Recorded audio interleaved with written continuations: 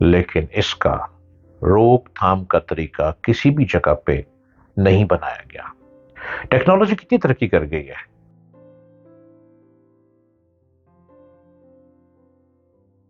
جب سے دنیا بنی ہے انسان کو مار دھاڑی میں لگا ہوا ہے، کہیں کوئی بریک نہیں آئی ہے۔ کسی نہ کسی شکل میں انسان ایک دوسرے کو مار رہا ہے۔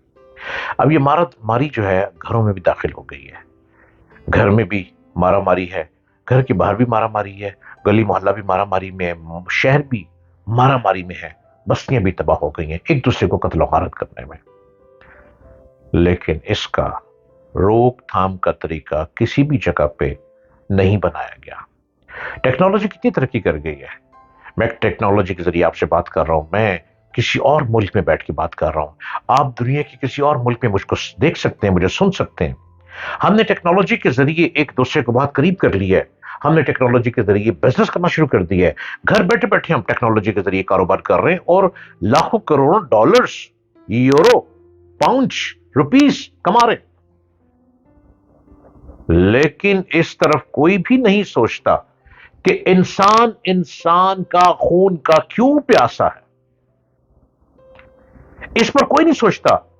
انسان حسد، عداوت میں دوسرے کو نیچا دکھانے کے لیے لہو لہان کرتا کیوں دکھائی دیتا ہے؟ اس کا سدباب دنیا کا کوئی شخص نہیں کرتا۔ کوئی اکٹھے بیٹھ کر ایسی کانفرنس نہیں کوئی بھی کرتا، دنیا کا کوئی بھی شخص، کہ انسان کو انسان سے بچاؤ۔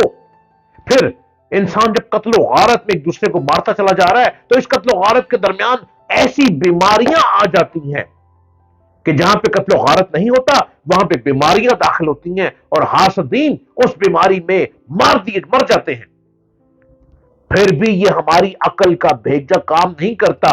ہم ٹیکنالوجی میں آسمان کو چیر کے آگے جا چکے ہیں، لیکن انسان کے ہاتھوں قتل، انسان کے ہاتھوں خون ریزی، انسان کے ہاتھوں خون کی ہولی کو روکنے کے لیے کوئی بھی اس سدے باپ کے لیے، اس کی روک تھام کے لیے کوئی بھی دنیا میں ایسا ہیرو نہیں آ پایا جو اس میں بازی لے جائے جبکہ انسان محفوظ ہو جائے۔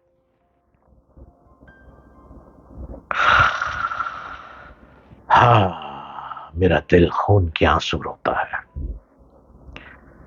میری آنکھیں ہمیشہ نم رہتی ہیں میں جب انسان کو انسان کے ہاتھوں مرتا ہوا دیکھتا ہوں نا۔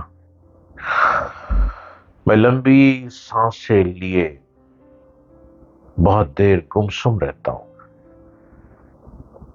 یہ سوچتے ہوئے مرنے والے کا کیا قصور تھا اور مارنے والے نے کیوں سوچا۔ میری سوچ اور آگے بڑھتی ہے اور میں یہ سوچتا ہوں مرنے والے کی گھر والوں کو محنت اور مشقت کر کے روٹی منہ میں کون ڈالے گا؟ دروازے پر گھنٹی کی آواز، بچے سن کے باپ کے لیے دروازہ کھولتے ہیں، اب گھنٹی نہیں بجے گی، کون گھنٹی بجائے گا اور کون دروازے کی طرف لپکے گا؟ ہم انسان کو کب تک مارتے رہیں گے؟ بنی آدم سے سلسلہ شروع ہوا، نہ جانے سنا ہے قیامت قریب ہے، اور قیامت اپنی جھلک دکھلاتی ہے، قیامت اشارے دیتی ہے مختلف صورتوں میں، کبھی تیز ہوا میں، کبھی کشتی کے الٹ جانے سے، کبھی دو بسوں کو ٹکراؤ ہو جانے سے، کبھی بلا وجہ آسمانی بجلی گر جانے سے، کبھی بڑی بڑی بلڈنگ ایک دم زمین بوس ہو جانے سے، کبھی سمندروں کا پانی چھل مار کر شہروں کو کھینچ کے لے جاتا ہے۔ کون کون سے رنگ وہ رب دکھاتا رہے پر ہم نہیں باز آتے، انسان باز نہیں آتا۔ انسان کے لہو سے اپنے ہاتھ دھو کر خوش ہو رہا ہے۔ کوئی تو ایسا دنیا کا ہیرو میدان میں آ جائے جو انسان کو مرنے سے بچا لے، جو اس مارا ماری کے کھیل کو ختم کر دے۔ آپ دیکھ رہے ہیں یوٹیوب چینل ڈاکٹر جلیل اسلم آفیشل، اور میں اپنی رام کہانی لیے ہر روز آتا ہوں۔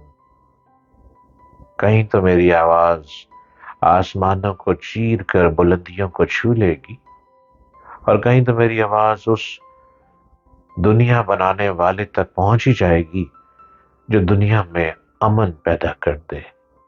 مجھ کو امن چاہیے، میں امن پسند ہوں۔ مجھ کو سکون چاہیے، میں سکون مانگتا ہوں۔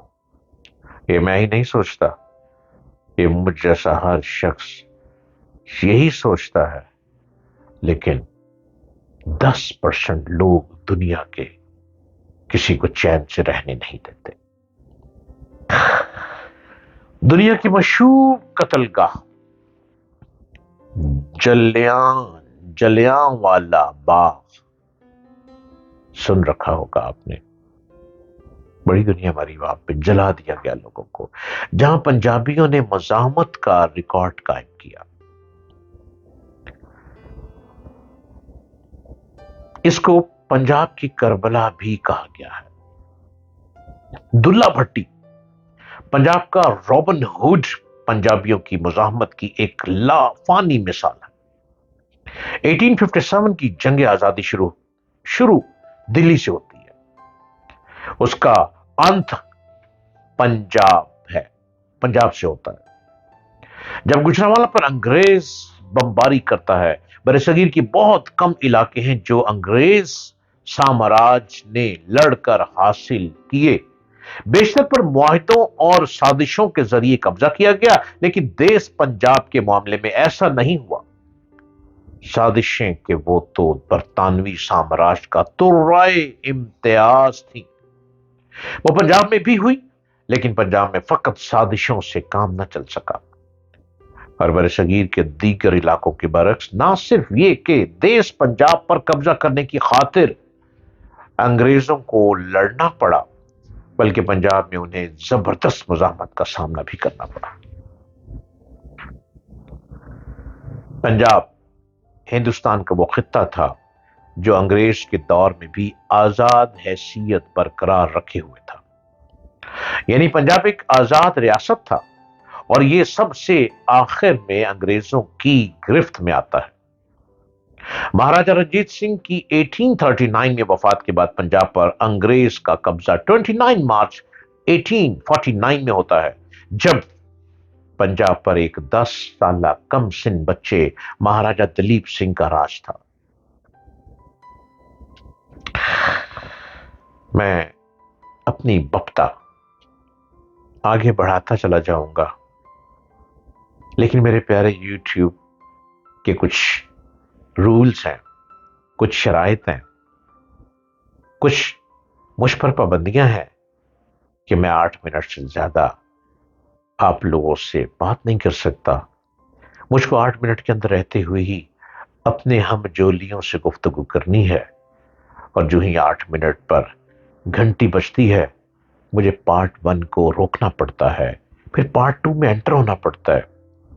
میرے پیاروں، میرے یاروں، دنیا میں رہنے والے میرے باسیوں، پنجاب کی دھرتی کے بارے میں پارٹ 2 پر اپنی باقی گفتگو کو آگے بڑھاؤں گا کہ پنجابی فوج نے کیا کیا۔